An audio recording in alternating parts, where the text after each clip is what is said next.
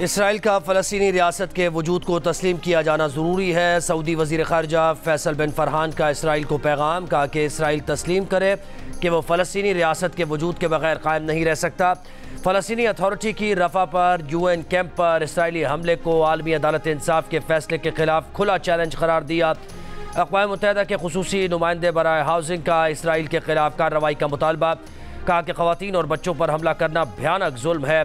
Doctors की आलमी तंजीम doctors without borders की रफ़ा में UN कैंप पर इसराइली हमले की मजम्मत, फौरी पायदार जंगबंदी का मुतालबा। इसराइली रुकन पार्लियामेंट की भी नेतन्याहू हुकूमत की मजम्मत, कहा कि आलमी अदालत इंसाफ के रफ़ा पर हमले रोकने के वाज़े फैसले को पामाल किया जा रहा है।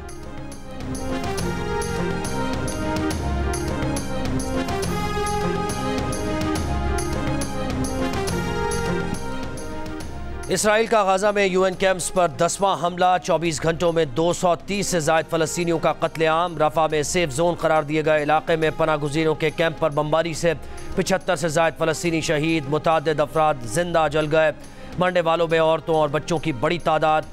आग में झुलसने से ज़ख्मी कई अफराद की हालत नाजुक। इससे पहले इसराइल ने जबालिया, नुसायरात और गाज़ा सिटी में कैंप्स पर हमलों में 160 फ़लस्तीनियों का कत्ल किया। फ़लस्तीनी हुकाम का कहना है कि रफ़ा में कैंप पर 900 किलो से ज़ायद वज़नी बम्स का इस्तेमाल किया गया।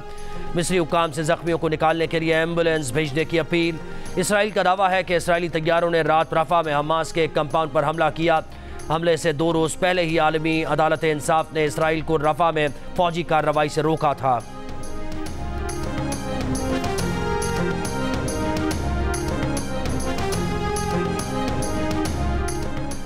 गैस ट्रांसमिशन लाइन में दबाव से मुल्क में कुदरती गैस की तरसील और तकसीम का निज़ाम खतरे में पड़ गया। जंग और द न्यूज़ में शाया होने वाली रिपोर्ट के मुताबिक हुक्काम का कहना है कि पावर सेक्टर की जानिब से RLNG के इस्तेमाल में कमी से 25 और 26 मई को गैस सिस्टम दबाव के बायस गैर महफूज रहा, जिसकी वजह से पाइपलाइन किसी भी वक्त फट सकती है। मुतल्लिका हुक्काम ने लाइन पीक प्रेशर कम करने के लिए मुल्क की गैस फील्ड से गैस का दबाव कम करना शुरू कर दिया। गैस के बहाव में कमी से मौजूदा मकानी गैस की पैदावार सतह को बरकरार रखने में नाकामी का खतरा मंडलाने लगा।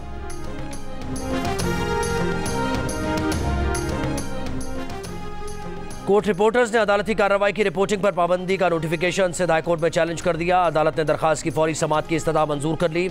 Chief justice Sindh high court की सरबराही में 2 रुकनी बेंच कुछ देर में समाअत करेगा।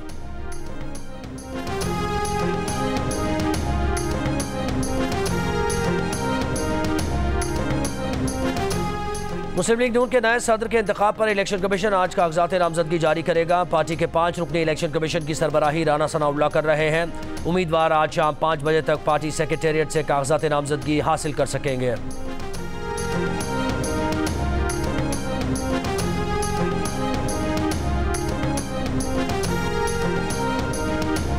ड्रग रेगुलेटरी अथॉरिटी की 2 हफ्तों में पाकिस्तान में बनी और दरामद होने वाली अद्वियात पर बार कोड लगाने की हिदायत। ड्रैब का कहना है कि अद्वियात के डब्बों पर बार कोड प्रिंट करने का मकसद जालसाजी को रोकना है। मुकर्ररा वक्त में अमल न करने की सूरत में सख्त कानूनी कार्रवाई होगी। फार्मास्यूटिकल कंपनीज का कहना है कि इतने मुख्तसर वक्त में अद्वियात पर बार कोड प्रिंट करना मुमकिन नहीं। मुल्क भर में बार कोड प्रिंट और उसे रीच करने का मैकेनिज्म नहीं।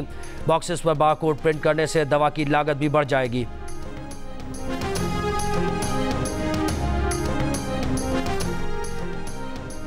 पंद्रह साल के तालिब-इल्म ताहा की लाश इस्लामाबाद में मागला के हाइकिंग ट्रेल 5 से मिल गई। सर्च एंड रेस्क्यू टीम्स की लाश पीर सुहावा और बरी इमाम के दरमियानी मकाम पर गहरी खाई से मिली। लाश के पास से पानी की बोतल, मोबाइल फ़ोन और बैग भी मिले। अहले खाना ने लाश की शनाख्त कर ली। हफ्ते की सुबह ताहा ट्रेल 5 पर दोस्तों के साथ हाइकिंग के लिए गया और वापस नहीं आया। गुज़श्ता रोज़ तालिब-इल्म की वालिदा ने थाना सेक्रेटेरिएट में बेटे की गुमशुदगी का मुकदमा दर्ज कराया। मोबाइल फ़ोन बंद होने के बायस बच्चे से राबता नहीं हो पा रहा था।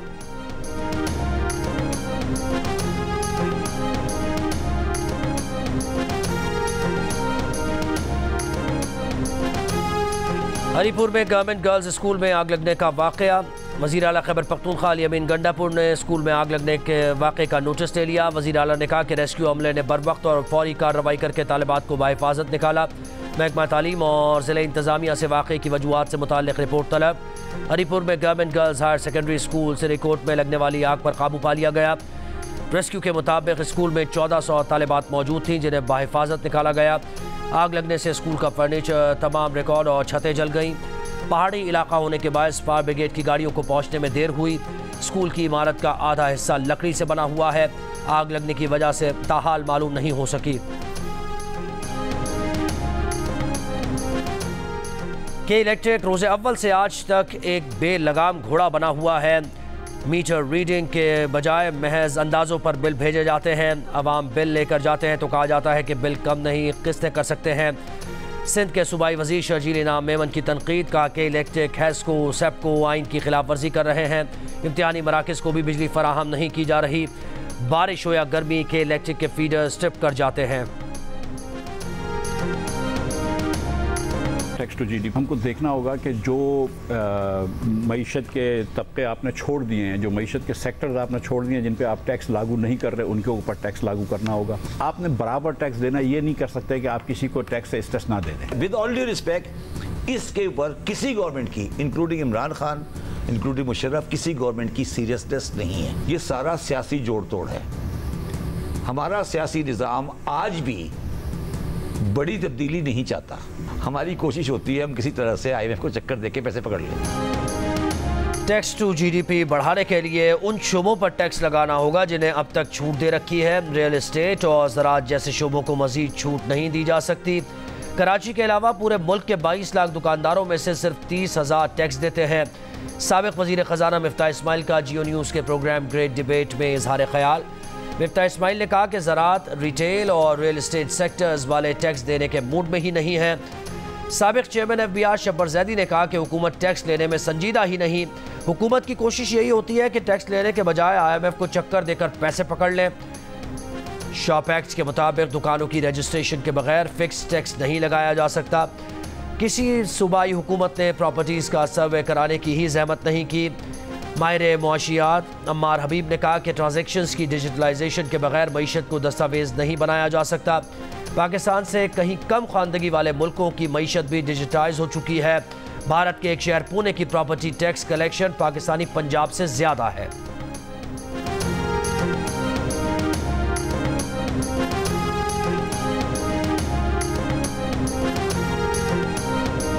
इस वक्त 22 करोड़ अवाम भी अगर फाइलर बन जाए तो हमारा दिया हुआ टैक्स जाना कहाँ है? ये भी तो देखें। सूद भी तो देना है हमें, हुक्मरानों की अय्याशी तो करवानी है। आज तो मैं ये कहूंगा कि हमारा जो ज़राअत का कारोबार है ना बाइज्जत रहा है ना मुनाफा बख्श रहा है। आप गंदम के हालात देख लें, अगर खुदा ना खास्ता वो 18% लग जाती है तो उसका इम्पैक्ट रहेगा 26%। तो फिर हम ज़राअत के ऊपर पढ़ लें इन्ना लिल्लाहि व इन्ना इलैहि राजिऊन, फिर ज़राअत इस मुल्क में नहीं चल सकती उस वक्त बिल्कुल ही। कराची ताजिर इत्तेहाद के सदर अतीक मीर ने कहा, अगर टैक्स दिया भी तो वो कर्जों पर सूद की अदायगी और हुक्मरानों की अयाशी में जाएगा। टैक्स लेने की संजीदा कोशिश की जाए, फिक्स टैक्स लगाने से पहले हमसे बात की जाए। सदर किसान इत्तेहाद खालिद खोखर ने कहा कि ज़राअत पर टैक्स लगा तो फिर पाकिस्तान की ज़राअत पर फाते पड़ लेनी चाहिए। गंदम की मिसाल सामने है। ज़राअत अब मुनाफे का नहीं खसारे का काम बन गया है। पाकिस्तान की ज़राअत वेंटिलेटर पर है। अब इस तरह नहीं चल सकती जिस तरह चलाई जा रही है। चेयरमैन आबाद आसिफ समसम ने कहा कि पहला घर खरीदने वाले शहरी पर टैक्स लगाना ज़्यादती होगी। दुनिया भर में पहला मकान लेने के लिए हुकूमतें मदद देती हैं। क्या 5 साल के किस्तों पर फ्लैट लेने वाले गरीब से टैक्स लें? अमलाक की FBR वैल्यू और मार्केट वैल्यू के फ़र्क को बतदरीज कम किया जाए।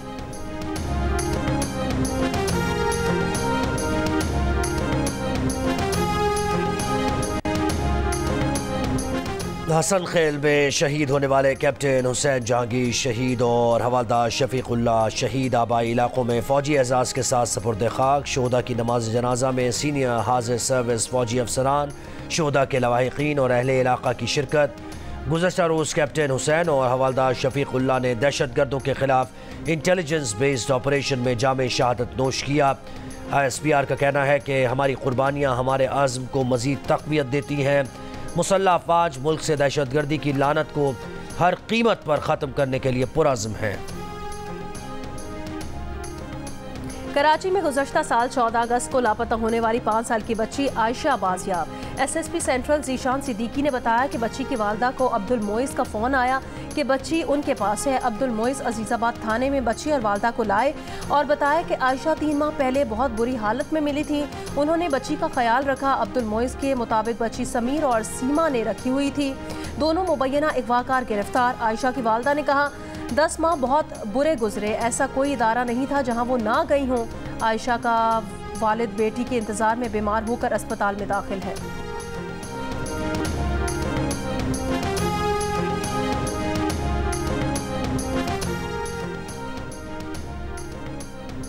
लाहौर में हमले में जख्मी साबिक मॉडल अदाकारा ज़ैनब जमील को हमले से चंद रोज़ क़ब्ल बज़रिया बेनामी ख़त कत्ल की धमकी भी मिली थी। ख़त में खातून पर उसके शौहर की जानिब से हमले का जिक्र है। पुलिस ने ज़ैनब जमील के ड्राइवर समेत 2 अफराद को हिरासत में ले रखा है। ज़ैनब जमील की इंसाफ की दुहाई, कहा 4 रोज़ हो चुके, तमाम सबूत और बयान दे चुकी हैं, लेकिन पुलिस ने हमले में मुलव्विस शौहर को अभी तक गिरफ्तार नहीं किया। इस्लामाबाद के सेक्टर F6 सुपरमार्केट में गैर मुल्की खातून से लूटमार। पुलिस ज़राए के मुताबिक 2 मुल्जिमान पुलिस एहलकार बनकर पोलैंड की शहरी से 500 पाउंड और कुछ यूरो लेकर फरार हो गए। मुल्जिमान चेकिंग के बहाने खातून के पर्स से रकम निकाल कर फरार हो गए।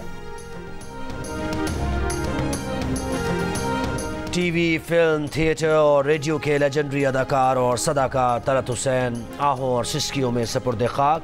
कराची में नमाज जनाजा के मौके पर अहले खाना समेत साथी अदाकारों, फ़न व अदब से ताल्लुक़ रखने वालों ने बड़ी तादाद में शिरकत की। फ़नकारों ने तलत हुसैन को खिराज अक़ीदत पेश करते हुए इंतकाल को बड़ा नुकसान करार दिया।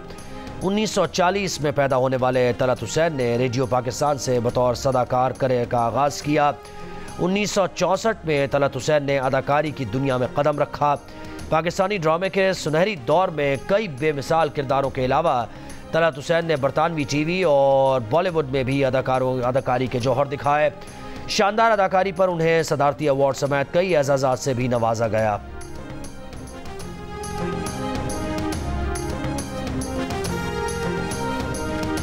हम सब अगर कैसा हो कि तलत हुसैन बनकर जाएं तो बड़ा अच्छा लगेगा, बहुत लोग याद करेंगे।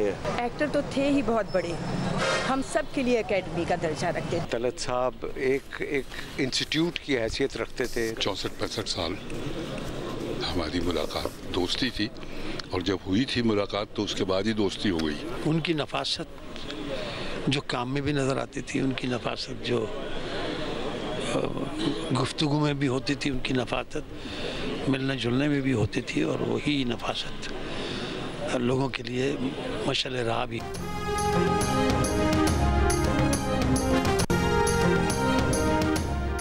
ईरान में क़बल अज़ वक्त सदारती इंतख़ाबात के लिए तैयारियों का आगाज़। वज़ीर दाखिला अहमद वाहिदी ने सूबाई गवर्नर्स और शहरी इंतज़ामिया को इलेक्शन के लिए एग्जीक्यूटिव कमेटीज़ बनाने का हुक्म दे दिया। सदर रईसी की हेलीकॉप्टर हादसे में नागहानी मौत के सबब ईरान में सदारती इंतख़ाबात जून में होंगे। ईरान के कायम मकाम सदर मोहम्मद मुख़बिर ने वाज़े किया कि मुज़ाहमती क़ुव्वतों की हिमायत से मुतालिक ईरानी हिकमत अमली तब्दील नहीं होगी। नई हुकूमत भी फ़लस्तीनी मुज़ाहमती तंजीमों की हिमायत जारी रखेगी।